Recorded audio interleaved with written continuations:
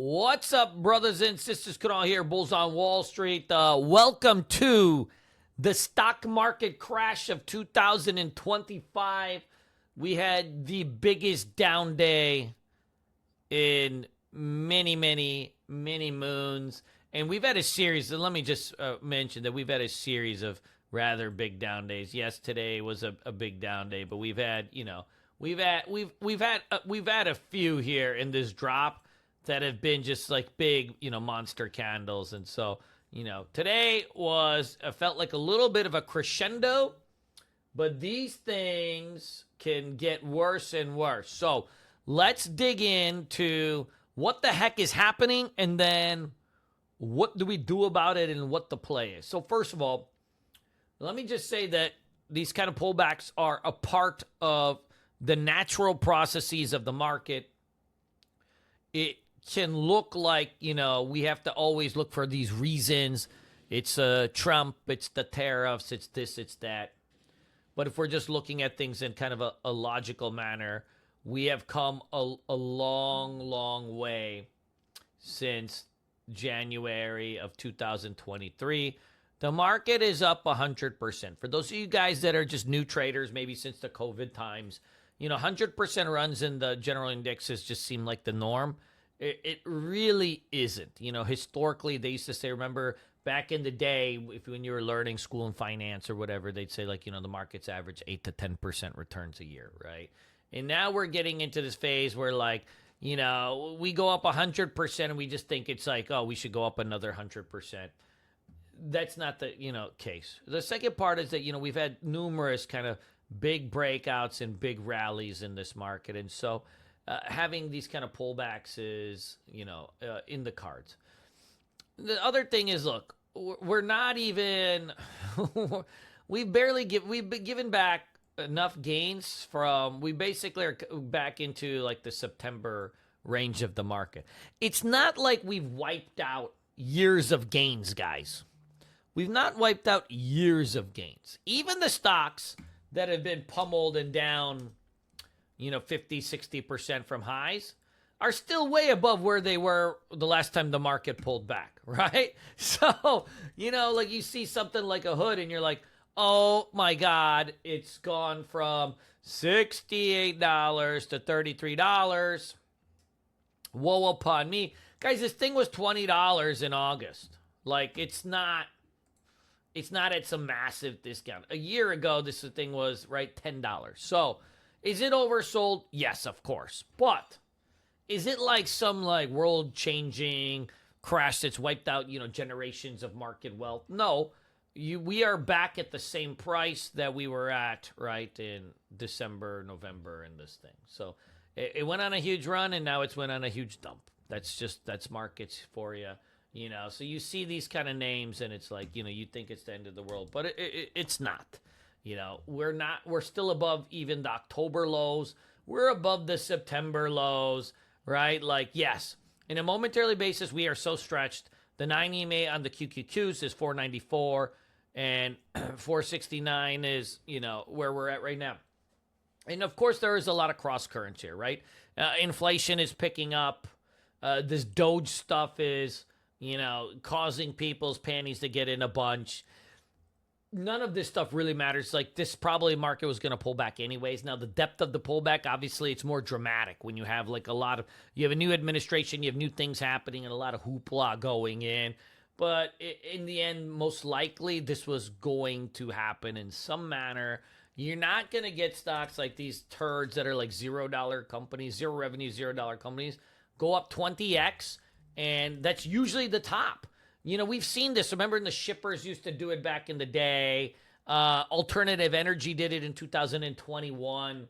This is, this is kind of, right, this is the kind of the thing, right? When you see like stuff like IONQ, which has always been a notorious rundy, go from, a few bucks to $60, that's usually like, okay, right? You've seen it. You've seen this story before. So is this like some epic surprise? No, but it's, for me, no matter how long I've traded, the velocity when the pullbacks start always still will surprise me a little bit, right? Because, we're just, we're optimists, right? We always think, okay, we pull back to the 90 EMA, maybe we hold, pull back to 20 SMA, maybe we hold, and, so on and so forth. But I wouldn't worry too much about this, like this is not the end of the world or anything like that. We just give back a few months of gains.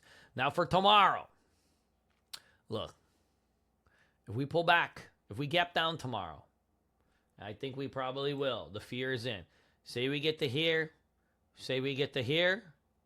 It's in all systems is a go. Buy. You will be 40, if you're $40 from your 9 EMA, it's a once in a many, many months setup, right? It doesn't mean that's the bottom, but it means, we can, right, kind of mean reversion this thing back into some of this areas, right? I would be shocked if the market goes back into the highs anytime soon. The technical damage has been too much. For a day, all right? For a day. If we gap down tomorrow, we're getting there. We're getting into the panic phase. If you look at the VIX, right? UVXY was up 18%. The actual VIX itself up 19%. We're starting to, right, break out some levels here.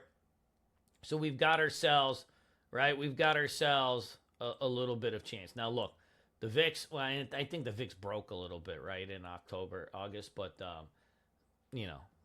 we can get a lot more panic. But you want to see this thing in the 30s before you can really see a bottom. You can see like this kind of 25 is just the breakout spot, right? So let's be optimistic for tomorrow. If we get a big move down, only if we get a gap down, I'm coming in. I would encourage you to probably wake up early. You may have to add these in the pre-market. I may personally, I'll keep an eye on this in the overnight markets. If we get really, really nasty in the overnighters, then, I may come in on some of these things. So we'll keep this plan very, very simple. All right. You get a gap down at the QQQs. I'll probably do a mixture of two things. All right. I'll do a mixture of two things. Number one, I'll go the QQQ calls, and I'll pick maybe a strike price of like 2 or 3 points above and go a couple days out, right? I don't want to go like too far out because once again, you don't need to go too far out unless you're playing for the rip back to highs, which could take months. So that's pointless, right? We're just playing for a trade to get maybe back into this zone. So you go 2 days out, maybe 3 days out if you're feeling froggy, and you hit the QQQ calls, all right? If options is not your thing, I'll probably also coincide this with a little bit of NQ. Or if the range is too much, I'll do maybe MNQ and then just scale in like 5 contracts at a time till I get, whatever size I want. That'll give you a lot of chutzpah onto this thing where you don't have to worry about the individual stocks, all right? So that's my plan if we get the gap down. Beyond that, I got 2 stocks that I'm looking at. That's it. Tesla. I need this thing to get to maybe close to 200, right? Somewhere in here. From here to here, I think we can back and fill this thing. Let's go to a weekly chart just in case, all right? Let me get rid of all these stupid numbers here. T-Dozen done some weird updates, and they keep adding stuff to it. All right, so if you look at a weekly chart, after this huge breakout, failed breakout, by the way, right? We've had 1, 2, 3, 4, 5, 6, 7 days, 7 weeks down. We're at the lower Bollinger Band on the weekly chart, 7 stochastics. Dude, get me to 200. I think that's a good spot, right? We get a little gap down. Guys, it was down 50 points today. I mean, that's a panic selling. Now, look, Tesla's a turd. I mean, we all know that. But, dude, you got the 9 EMAs at about 270. If it gets to 200, I mean, we really have no choice, right? Like, we've got to come in.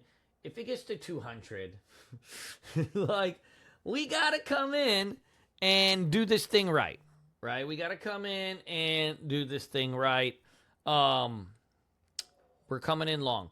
If it hits close to 200, maybe I'll go 210, 220 strikes on the calls. Friday expiration once again. Maybe the week after if I'm feeling scared. But my thinking is on this kind of stuff, if you're a good market timer and you know how to time this stuff to the penny, which I do usually when I'm on my groove, then I don't need to go that far out because I actually I don't know if the market's gonna just continue on into the next week anyways, right? Like I don't know if we're into that. And then, this Palantir, the lower Bollinger Band is at 66. I think if we can hit the lower Bollinger Band and somewhere into that spot right here, I'll give it a whirl, all right? I think at 65, that'll give us about a 50% haircut on this thing. That's probably a good spot. And that's usually, 50% haircut on a large cap name. I mean, that's pretty good. On the short side, not much. Maybe this MU breaks down. Maybe Dell breaks down, right? I just don't think that the odds are on the short side as of tomorrow. If you really want to get froggy with things, you can go in with maybe some IBIT. That'll be at the 200-day moving average. But, you want to watch Bitcoin. I believe 72,000 was the big Trump breakout. So, you get to 72, 75. I think that could be a spot too, right? Now, look, Bitcoin, everybody's complaining about the Bitcoin, but Bitcoin's actually held up probably better than a lot of the tech stocks, right? This is down, 15 points, right? A lot of tech stocks were down that we're watching are down half. So, just got to be mindful of that. I think the only other one that I'm interested in, Hood off the 200-day moving average. I think that I would do some calls on this one too. You could probably do the comment on this one. It was down 23% today. Completely outside the lower Bollinger Band. If it gaps down into 31, 30, I think that's a no-brainer. It's first tested 200-day moving average, in this last year. Yeah, I think we can do something like that. So, guys, you could just have a pretty short watch list. You want to focus on liquidity. Like this Hood did 100 million shares in volume, right? So I want to I think even 10, 20, 30, 40 million. Like you want stocks that are doing a lot of liquidity so you can get in and out quick. Your stop losses will get hit at the right spots if you need to, bump out of these things. Otherwise, don't be our hero. A lot of times we look at the markets, we think, okay, when the markets get volatile, that's when we just make the epic amount of money. I found that it's usually the opposite. It's when the market is just kind of boring and going straight up. That's usually when you're going to make, the most money. This is often, when the market's just doing kind of this stuff, or like from this right here, that's when you make the most money. Not necessarily this, right? It is fun, but it's stressful and you have to be so precise. You want to make sure you don't oversize. Look, the ATR on the QQQ is at $15, all right? It used to be about $5-6. So it's expanded 3x. So that means that you actually need to be cutting your size by what? Probably 3x. So you need to be 1/3 to maybe 1/2, right? Of the size that you normally were at when the market was doing this to compensate for the volatility. But what a lot of people are doing is they're actually sizing more. And when you size more and then the volatility increases 300%, then you end up with the blown up accounts and a lot of just broken hopes and dreams. So don't even be a statistic. You can either sit out or just trade small. Who cares, right? What's the big deal? There's time and place for everything. Market will get hot again at some point. When? Who knows? Who cares, right? But in the meantime, stay alive, stay fresh, stay clean. You know the drill. I love you guys. Peace.